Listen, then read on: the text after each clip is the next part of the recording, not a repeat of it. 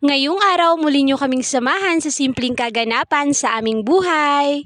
Ito nga pala yung araw na pupunta nga ako ng Rawes kasi may kukunin nga ako. Sus, kaya wala naman masyadong ganap no ngayong araw pero samahan nyo pa rin ako at tapusin nga itong aking mini vlog. Tsugaan nyo na rin napakinggan yung mga tilaok ng manok.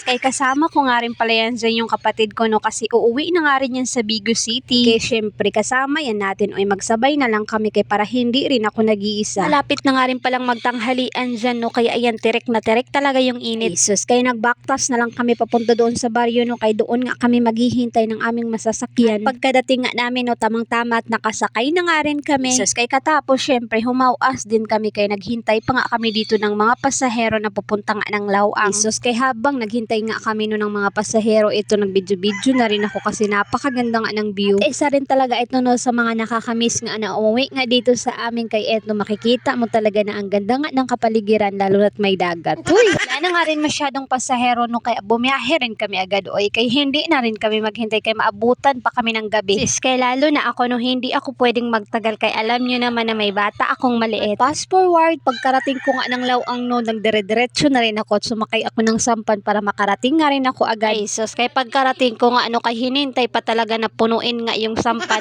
Sus, kay ang ginawa ko ng hinoktok na lang ako kay wala naman tayong magagawa. Ayan, ilang minuto nga rin no kay bumiyahe na nga rin kami agad.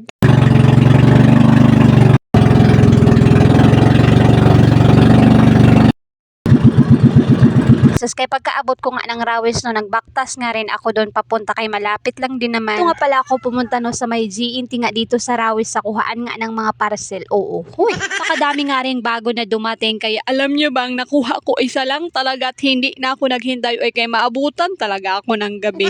umuwi na nga rin ako agad no at mga ilang oras nga rin katapos kong makapagpahinga ayan at pinabuksan ko na nga rin sa kapatid ko. Pala ang Beauty White Soap You Glow. Huy, Jesus, kay alam ko na alam nyo na rin yung sabon na ito no kay madami na nga rin talaga yung gumagamit nito. Anyways no, sa isang pouch 5 piraso na nga rin yung laman nito kaya abutan talaga to ng 2 buwan. Siyempre no, kung maibibenta tayong mga ganitong sabon ay gumamit din tayo no. Ito nga pala yung unang araw no na paggamit ko nga at ito naman yung pangalawa. So kaya update ko na lang kayo no sa mga susunod na araw sa paggamit ko nga nito. Sa mga gustong mag-try nyo, i-PM nyo lang ako kasi may on hand nga ako dito na ganito. Ang kinahapunan naman eto no, nakipaglaro na rin talaga si Kuya dito nga sa mga bata. Ang tama nga rin yan no para ma-practice din naman yung mga tuhod-tuhod niya. Huy!